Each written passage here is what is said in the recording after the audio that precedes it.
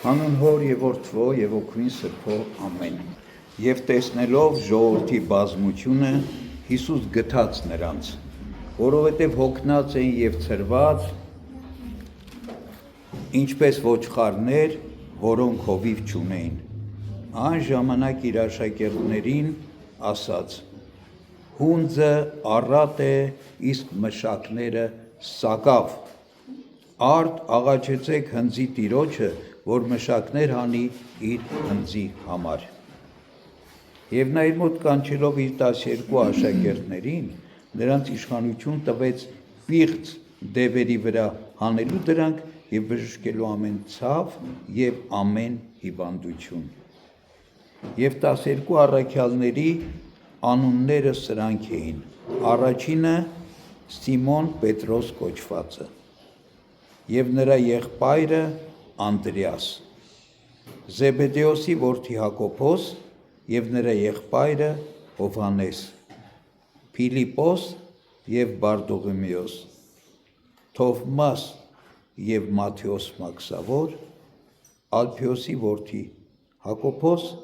եւ Ղեբեոս, որ Թադեոս կոչվեց, Սիմոն Կանանացի եւ Հուդա Իսկարիովտացի, որ եւ մատնեց նրան։ Նրանց 12-ին Հիսուս ուղարկեց, պատվիրեց նրանց եւ ասաց. հեթանոսների շրջաններով չգնաք եւ սամարացիների որևէ քաղաք չմտնեք,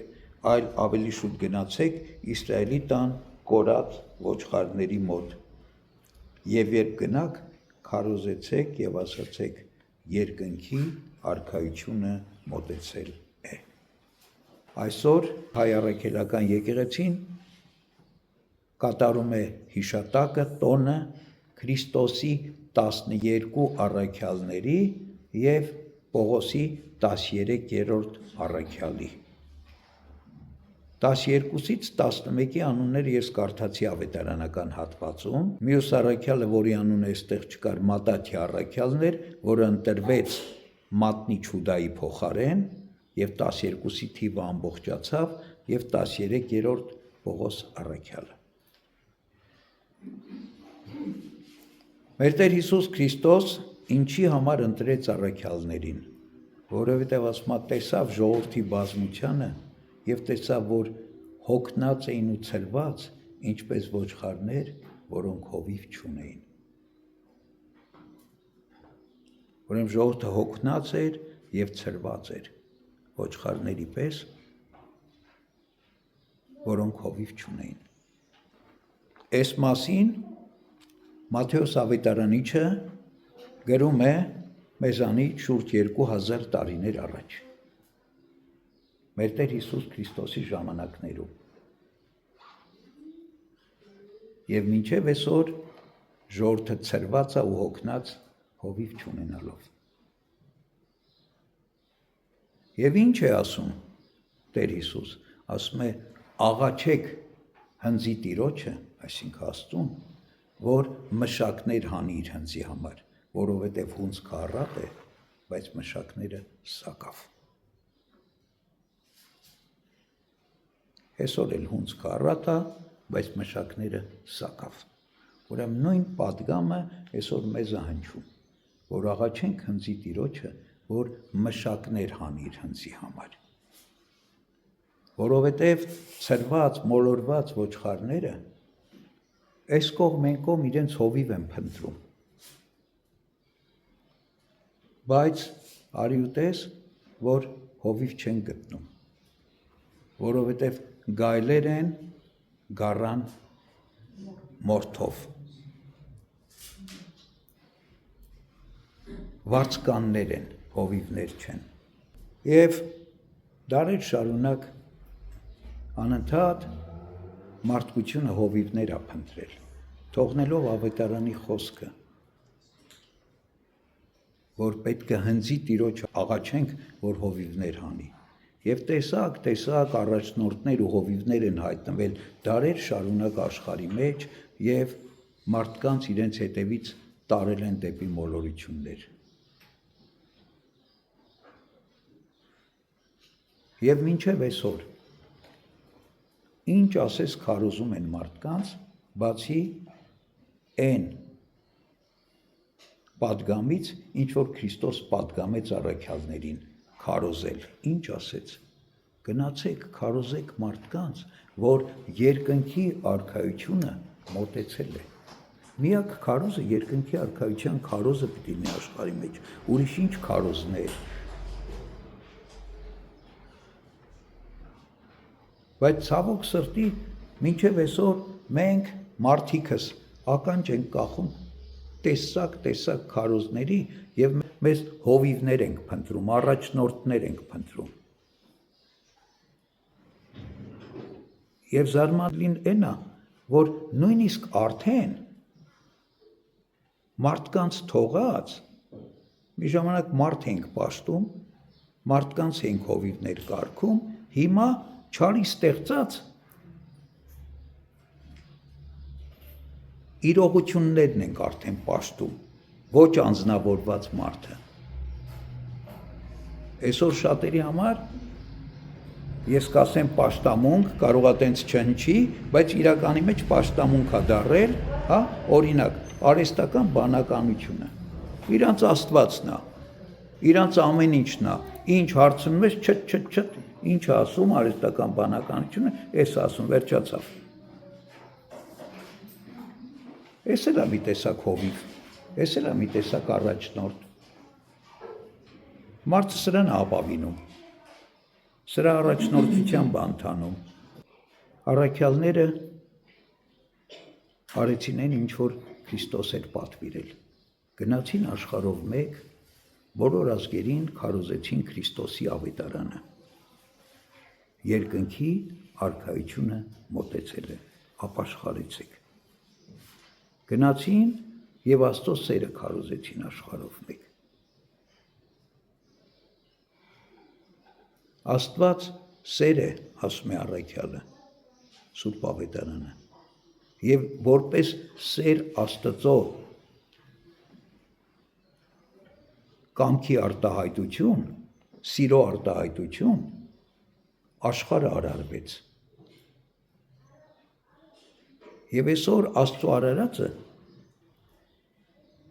չի հասկանում, որ Աստված սեր է։ Եվ նույնիսկ ասելով, որ ես հավատում եմ Աստծուն, Աստված կա, իրականում չի ընդունում Աստծո գոյությունը, որտեղ եթե մարդը ընդունի Աստծո գոյությունը, Աստծո սերը, իր կյանքը այլ պիտի լինի, քան թե այսօր կա աշխարհի մեջ մեր կյանքերը։ Այսօր պարզ հարց, մեր կյանքը, մարդկության կյանքը, մեր ազգի կյանքը, ավելի սիրո կյանքը, թե ավելի ատելության կյանքը։ Այսօր աշխարհի մեջ սերն է թագավորում, թե ատելությունը։ Երկնքի արքայությունն է քարոզվում, թե նյութապաշտությունը, մարդապաշտությունը։ Այսօր մենք հայերս Հայաստանում ապրող աստվածապաշտ ենք, թե մարդապաշտ։ Ամեն մեկս մտածենք, եթե մարդապաշտ չենք, ուրեմն մեր համար պիտի լինի ամենամեծ քարոզը, ամենամեծ պատգամը երկնքի արքայության քարոզը։ Բայց ցավոք սրտի, այսօր նույնիսկ եկեղեցին,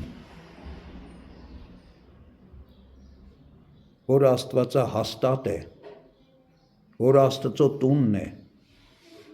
որ Աստծո երկնքի արքայության ներկայությունն է աշխարհի մեջ, մարդիկ փորձում են ծառայեցնել իրենց մարդապաշտական նպատակներին։ Այսօր առաքյալների տոնն են կատարում, որտեղ են առաքյալները։ Առաքյալները եկեղեցու հիմքերն են, սյուներն են։ Եթե դուք եղել եք երբևէ ինչպես են եկեղեցին օծում,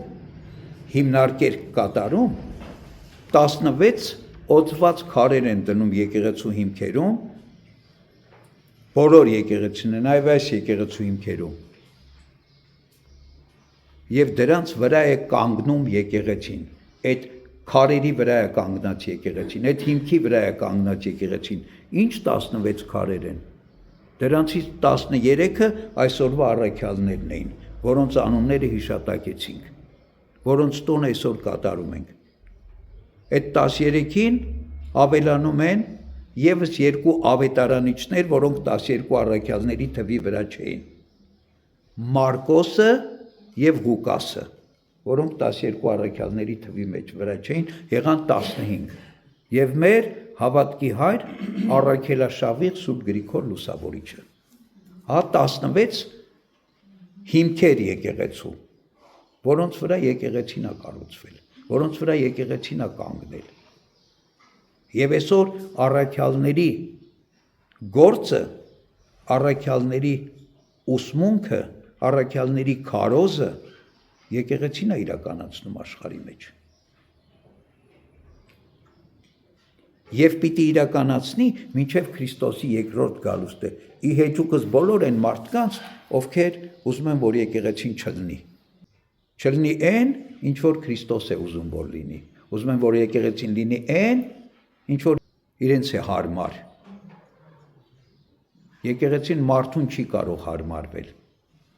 Եկեղեցին Սուրբ Հոգին է առաջնորդում։ Պատարագի ժամանակ մարդը կամ քահանան չի, որ փոխակերպում է հացն ու գինին Քրիստոսի մարմնի եւ արյան, Սուրբ Հոգին է փոխակերպում։ Մկրտության ժամանակ քահանան չի, որ մարդուն հոգևոր ծնունդ է պարգևում, այլ Սուրբ Հոգին է հոգևոր ծնունդ պարգևում մարդուն։ Մեղքերի թողությունը քահանան չի, որ տալիս է, Աստված է, որ տալիս է։ Սուրբ Հոգու շնորհն է, որ մարդու մեղքերին թողություն է տալիս։ Սա եկեղեցին է։ Եվ այս եկեղեցու հիմքը առաքյալներն են, որոնց տոնը մենք այսօր կատարում ենք։ Քրիստոսն ասեց. դու ես այն վեմը Պետրոսին եւ հանձինս Պետրոսի մյուս առաքյալների, որովհետեւ իրենք այդ դավանություն ունեցան, որի վրա պիտի կառուցեմ իմ եկեղեցին, որին նույնիսկ դժոխքի դռները չպիտի կարողանան հաղթահարել։ Ուրեմն այսօր մենք կատարում ենք տոնը մեր եկեղեցու հիմքերի, Սուրբ առաքյալների։ Ուրեմն խնդրենք իրենց բարեխոսությունը,